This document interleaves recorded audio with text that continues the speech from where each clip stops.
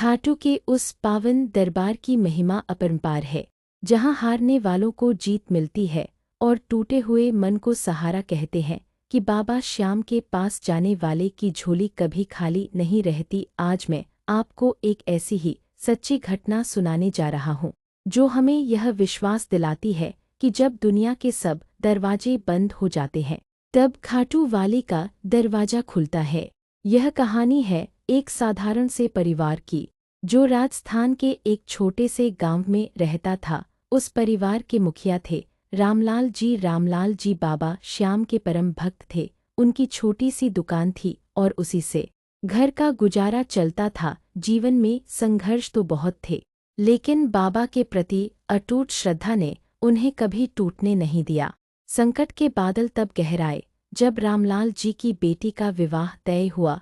मध्यम वर्गीय परिवार के लिए बेटी का ब्याह किसी बड़ी चुनौती से कम नहीं होता। जमा पूंजी कम थी और जिम्मेदारियां बहुत ज्यादा। उन्होंने अपनी सामर्थ्य के अनुसार व्यवस्था की, लेकिन ऐन वक्त पर उनकी दुकान में आग लग गई। सब कुछ जलकर राख हो गया। जो थोड़ा बहुत पैसा उन्होंने शादी के लिए जोड़ कर रखा था, वह भी उसी तबाही की शादी में चढ़ केवल गया। 10 दिन बचे थे। कर्जदारों का डर और बेटी के भविष्य की चिंता ने रामलाल जी को भीतर से तोड़ दिया। लोग कहने लगे, अब क्या होगा, शादी रुक जाएगी। रामलाल जी ने हर संभव प्रयास किया, मित्रों से मदद मांगी, लेकिन उस घड़ी में सबने हाथ खड़े कर लिए।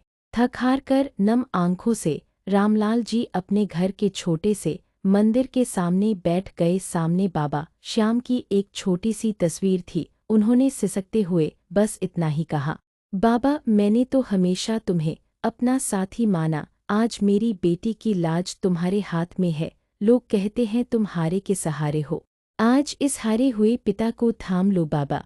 पूरी रात वह बाबा के चरणों में रोते रहे। अगले दिन सुबह उनके घर के दरवाजे पर एक अनजान व्यक्ति आया। वह साधारण से सफेद कपड़ों में था, माथे पर तिलक और चेहरे पर एक अजीब सा तेज। उसने रामलाल जी से कहा, रामलाल भाई, शहर के एक सेठ जी ने यह सामान और कुछ राशि भिजवाई है। उन्होंने कहा है कि आपकी बेटी उनकी भी बेटी जैसी है।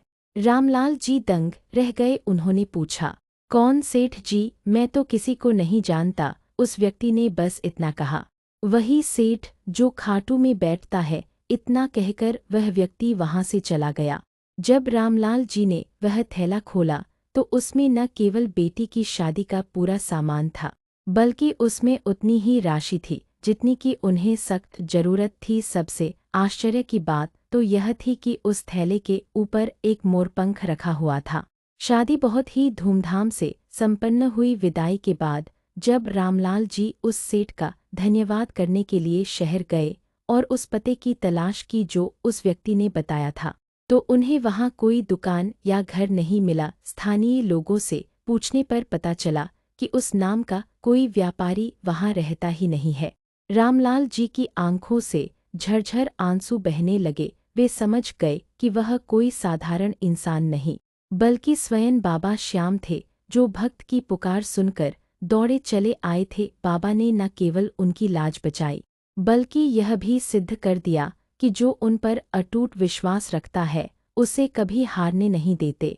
भक्तों, खाटू श्याम बाबा का चमत्कार कोई जादुई किस्सा नहीं है, बल्कि यह उस सच्ची पुकार का जवाब है जो सीधे दिल से निकलती है। बाबा श्याम आज भी अपने भक्तों के आसपास ही रहते हैं। वे देखते हैं कि कौन सच्चा है और किसकी नीयत साफ है। यह घटना हमें सिखाती है कि परिस्थितियां चाहे कितनी भी विपरीत क्यों न हो, अगर आपका विश्वास अडिग है तो संकट के हर तूफान में बाबा श्याम आपकी नाव को किनारे तक जरूर पहुंचाएंगे। बस जरूरत है तो पूरी श्रद्धा के साथ उन्हें पुकारने की। याद रखिए, इस कलयुग में अगर कोई सहारा है तो वह केवल शीश का दानी है, जिसकी उंगली श्याम थाम लेते हैं। उसे फिर किसी और सहारे की जरूरत नहीं पड़ती।